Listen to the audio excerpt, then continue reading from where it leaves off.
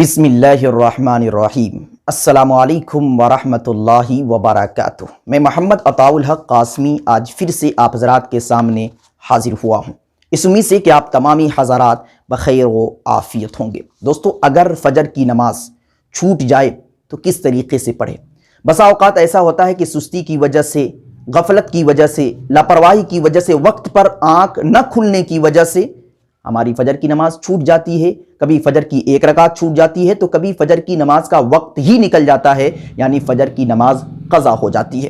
تو ایسے میں بہت سے لوگ غلطی کر جاتے ہیں مسئلہ معلوم نہ ہونے کی وجہ سے، اور بہت سے لوگ سوال کر جاتے ہیں کہ ہم فجر کی نماز کس طریقے سے پڑھیں، کیا سنت بھی پڑھیں یا نہ پڑھیں۔ مکمل تفصیل آج کی اس ویڈیو میں رکھنے والا ہوں۔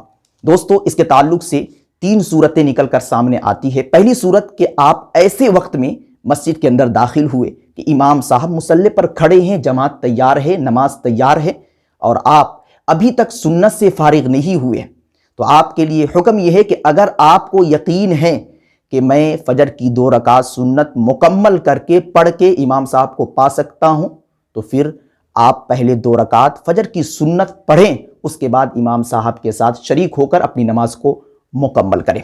اور اگر آپ کو یقین ہے کہ میں فجر کی 2 رکعت سنت پڑھوں گا تو جماعت میرے ہاتھ سے نکل جائے گی، میں امام صاحب کو نہیں پا سکتا، تو ایسی صورت میں آپ سنت کو ترک کر دیں، چھوڑ دیں، اور اپنی نماز کو جماعت کے ساتھ مکمل کریں۔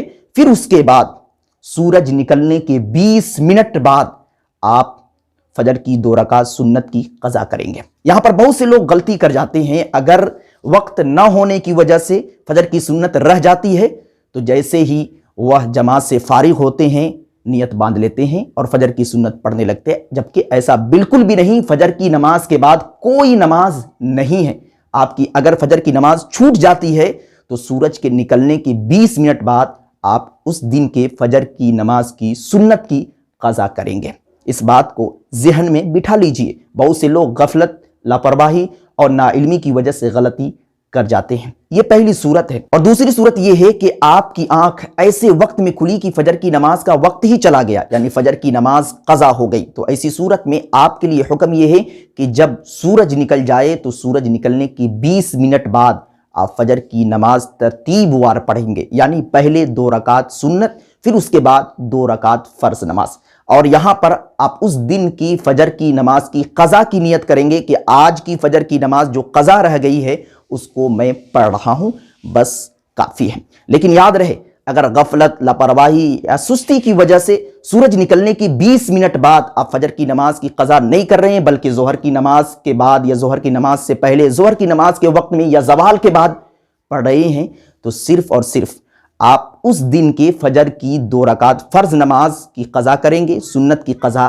نہیں کریں گے، کیونکہ فجر کی سنت کی قضا صرف اسی دن میں ہے، اور وہ بھی زوال سے پہلے پہلے۔ یعنی زوال سے پہلے پہلے اگر آپ فجر کی نماز کی قضا پڑھ رہے ہیں تو آپ کو سنت کی بھی قضا کرنی پڑے گی، اور فجر کی نماز جو فرض نماز ہے اس کی بھی قضا کرنی پڑے گی۔ اور اگر زوال کا وقت نکل چکا ہے، ظہر کی نماز میں یا 12 بجے یا 1 بجے آپ اسی دن کی فجر کی نماز پڑھ رہے ہیں یا کسی دن کی فجر کی نماز کی قضا کر رہے ہیں، تو صرف اور صرف فجر کی نماز جو فرض نماز ہے اس کی قضا کریں گے، سنت کی قضا نہیں کریں گے۔ میں امید کرتا ہوں کہ آپ حضرات کو یہ مسئلہ سمجھ میں آ چکا ہوگا۔ اس کے تعلق سے اور بھی کوئی مسئلہ آپ کے ذہن و دماغ کے اندر کھٹک رہا ہے یا آ رہا ہے تو آپ کمنٹ میں لکھیے، انشاءاللہ العزیز آپ کے سوال کا جواب بروقت دیا جائے گا۔